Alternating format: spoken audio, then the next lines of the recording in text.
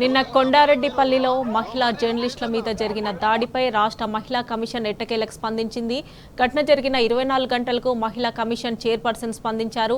దాడిపై నాగర్ కర్నూలు జిల్లా ఎస్పీని నివేదిక అందజేయాలని ఆదేశించారు. విచారణ వేగవంతం చేసి నిందితులపై తీసుకున్న చర్యలను నివేదిక రూపంలో త్వరితగతిన అందజేయాలని కమిషన్ చైర్పర్సన్ నేరెళ్ల శారద ఆదేశించారు. అటు మహిళా జర్నలిస్టులు సరిత, విజయారెడ్డి బుద్ధభవన్లో ఉన్న రాష్ట్ర ఉమెన్ కమిషన్ కార్యాలయానికి చేరుకున్నారు.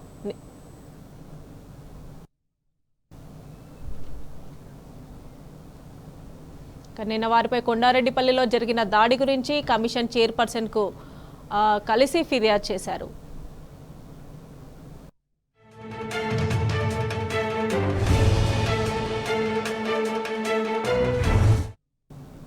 మహిళా జర్నలిస్టులపై జరిగిన దాడిని నిన్నటి నుంచి అందరూ ఖండిస్తున్నా మహిళా కమిషన్ మాత్రం 24 గంటల తర్వాత స్పందించింది.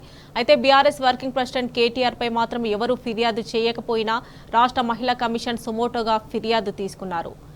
ఇదే అంశానికి సంబంధించి మరిన్ని డీటెయిల్స్ మా ప్రతినిధి మహేష్ అందజేస్తారు. మహేష్, చెప్పండి, నిన్న కొండారెడ్డిపల్లిలో జర్నలిస్టులపై అయితే కాంగ్రెస్ గుండాలు అయితే దాడి జరిగింది. మహిళా కమిషన్ మాత్రం 24 గంటల తర్వాత స్పందించింది. దీన్ని ఏ విధంగా చూడొచ్చు అంటారు? డీటెయిల్స్ ఏంటి?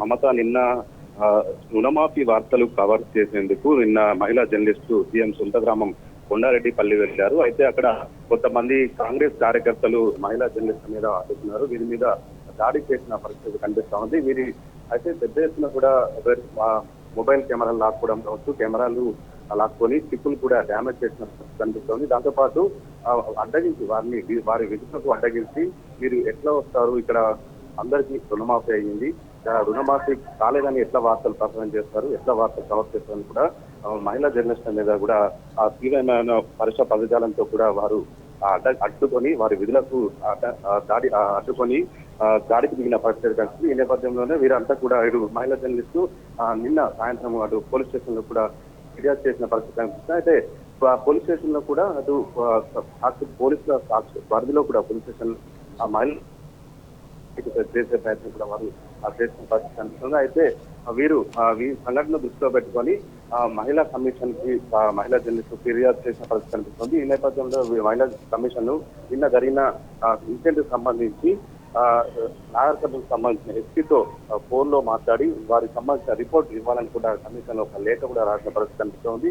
దీంతో పాటు మహిళా జర్నలిస్టు ఈ రోజు చైర్మన్ కి వినతి పత్రం సమర్పించారు. వారి మీద దాడి చేసిన వారి మీద చర్యలు తీసుకోవాలని కూడా వినతి పత్రం సమర్పించారు. అయితే కమిషన్ చైర్మన్ నేరెళ్ల శారద నిన్న జరిగిన ఇన్సిడెంట్ నా దృష్టి కూడా వచ్చింది. దాడిలో ఎవరున్నా కానీ విడిచిపెట్టలేదు. దాడి చేసిన వారికి సంబంధించి ఇప్పటికే వారికి సంబంధించిన పూర్తి నివేదిక రావాలని కూడా ఎస్పీకి లెటర్ రాతపూర్వకంగా అందజేశాము. నివేదిక రాగానే వారి మీద కూడా కఠిన చర్యలు తీసుకున్నాం. వారు ఏ పార్టీ అయినా పర్లేదు, కానీ ఉపేక్షించేది లేదని కూడా మహిళా జర్నలిస్టులకు కూడా నేరెళ్ల శారద హామీ ఇచ్చిన పరిస్థితి కనిపిస్తుంది. Right Mahesh, thanks for updates.